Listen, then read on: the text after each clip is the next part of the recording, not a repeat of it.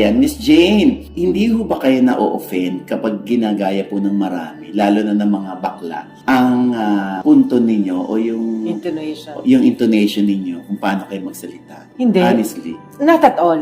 Swear. Nakakatuwa nga eh. Kasi ina-exaggerate pa nila. Siyempre, ganun talaga. Ka-level ko na sila, Ate V, Guy, at iba pa na ginagaya sa stage. Bakit ka ma-offend? That's flattering. Miss Jane, kayo nag-iisa sa bahay. Nasanay na po. Kailangan. Wala akong choice. Katulad ng sinabi ko sa iyo, ayokong pigilan yung mga anak ko sa mga gusto nilang gawin. Kasi ako, nahawakan, napigilan. Kung ano man yung gusto nilang tahakin, gusto ko silang hayaan. I want them to enjoy life kasi life is short. Lalo na ngayon. Dati cliche yan eh. But after this pandemic, you can really tell that life is short. Kausap mo pa lang eh. Next week. Sa ICU na, tapos wala na.